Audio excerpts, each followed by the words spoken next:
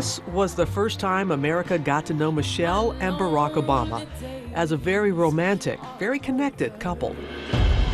I remember speaking with the new president just moments after that iconic inaugural ball dance.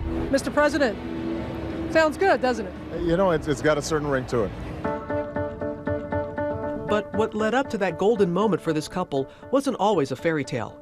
In her book, Michelle Obama calls this part of her story Becoming Us, about the meeting and marriage that would transform the trajectory of her life and challenge her in ways she would never expect. You ready to talk about Barack? Who? You ready to talk about... By age 25, Michelle had executed a meticulous game plan for achievement and success. I was a box checker, and I was checking off my box. You know, I got into Princeton, great. What am I gonna do next? I don't know. Why don't I go to law school? Got into Harvard, I'm going to Harvard, check. Got my big firm position, check. That big firm position was at the Chicago law firm of Sidley and Austin. You're at this law firm. Got it all together. You got it all together. I had made a declaration that I was off men. I was focusing on my career. I had my checklist. I was getting it done. Locked, focused. And then she was asked to mentor an incoming summer associate, a man 2 years older, already rumored to be an exceptionally gifted law student. He's still a law student at Harvard. Right, a first year. First year. You're going to be his mentor. Yeah. He comes blowing into town, a little bit famous already, late for the first meeting. Late. I was like, is he trifling? The black man's gonna be late on the first day? I was like, You weren't overly impressed in the beginning. I wasn't, you know. I have my suspicions when a bunch of white folks fawn out over a black man, because I sort of think, okay, he can talk straight, so they think he's wonderful. So, so that was my theory. And then his name was Barack Obama. He was from Hawaii. I thought, what? You know, so I didn't really know what to expect. And then in walks Barack Obama. And Barack Obama has always walked like Barack Obama. Like, he's got all the time in the world. He had that stride. I was like, dude, you're cute. But in my mind, I was like, not interested? Not off limits, not even not interested. I'm not gonna date one of the few black summer associates, Robin. How tacky, you know. But she quickly found herself drawn to him. And by July, her resolve to avoid romance began to falter. We had been hanging out, getting closer. Barack had suggested that we date, but I was like, no, meet my friends, do this, do that. It wouldn't be right, no. And he was like, you're crazy, we should date.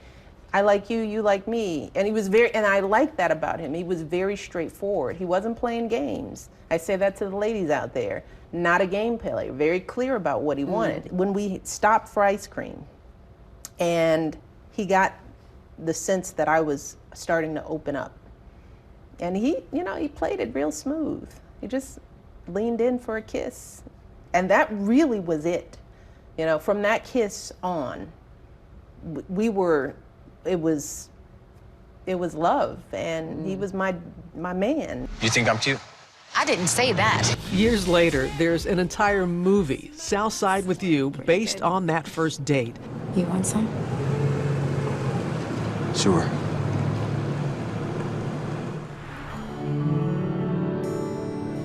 And there's a tribute at the Chicago ice cream shop. You realize there's a plaque there, right? I know. And the kids are highly embarrassed that there's a plaque about their parents' first kiss. But she doesn't hold back from describing their young passion. There are many things in reading your book that I don't think I would ever imagine hearing from a first lady. Lust. You talked about lust for your man. That's not something you expect to hear or read from a first lady. But it's there. I don't know what to tell you. It was there. It still is. I love my husband a lot. But while their mutual affection has always been on display, now for the first time, Michelle is opening up about parts of their marriage she held deeply private for years. First, infertility.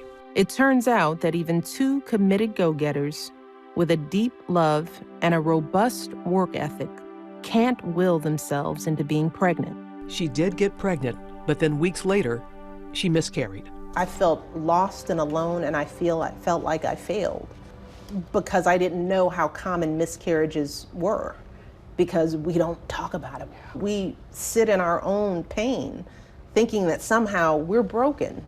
She reveals that it was with the help of infertility treatments that Malia and then Sasha were finally conceived.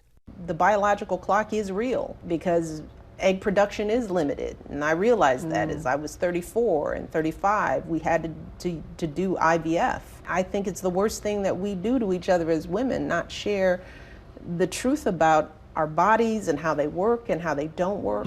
And for the first time, she shares details about how the stress of their hectic schedules infiltrated their marriage. You write about at one point in your marriage that you and Barack went to marriage counseling.